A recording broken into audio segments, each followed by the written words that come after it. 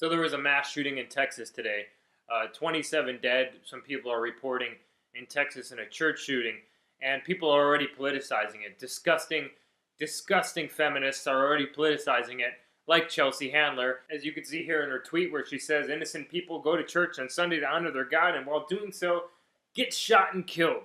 What country? America. Why?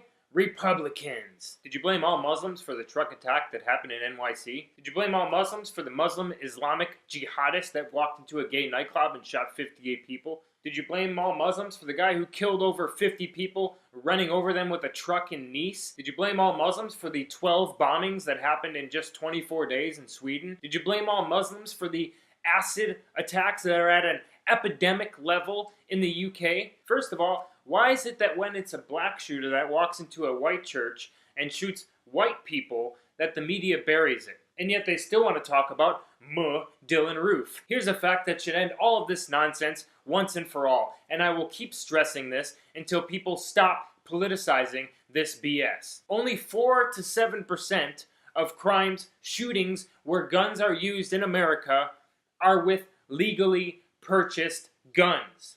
So that means that if you were to criminalize all gun ownership in America today, it would only stop 4 to 7% of gun crime. Liberals, Chelsea Handler, why don't you listen to your buddy, Joe Scarborough on MSNBC, who said it himself. But isn't it true that like only 3% of murders and crimes are committed with guns from people who actually purchase those guns? Isn't this a big trafficking problem too? Sure. But again, we have a problem in the United States with stopping contraband. I mean, we've never been able to do it effectively. We couldn't do it during Prohibition.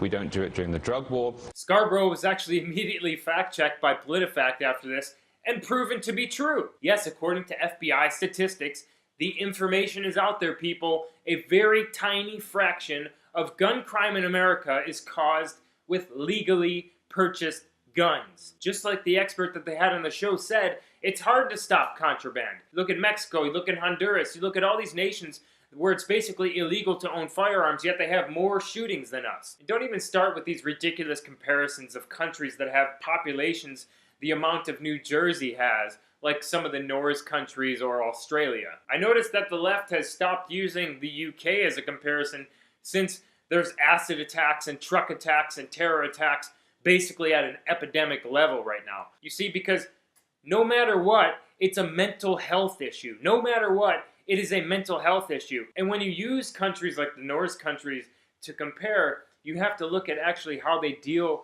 with mental health issues. See, countries like that are far more advanced than we are with dealing with mental health. We used to have free counselors with actual degrees in psychology in schools to talk to children. We used to have these government-funded mental health programs until the left took them away. Yeah, your buddy Bill Clinton, he made massive cuts in mental health. And I think that we might be seeing the results of that now. So forget about the fact that knives kill 5 times more people in this country than AR-15s. Forget about the fact that pressure cookers around the world kill way more people than AR-15s. Just focus on the fact of mental health. Focus on mental health. The statement to end all of this BS gun control debate is that guns don't kill people, people kill people, and a very tiny fraction of guns used in crimes were legally purchased. People are going to kill people no matter what, if they have access to it or not. We see it in the UK, epidemic acid attacks. We see it in Sweden, 12 bombings in 24 days. We've seen it in New York with the guy who ran over 8 people with his car, who came in through the diversity visa that people like Chuck Schumer and these retards support. The left is disgusting. And if Chelsea Handler is their main spokesperson, 2020 is going to be a rough one for Democrats.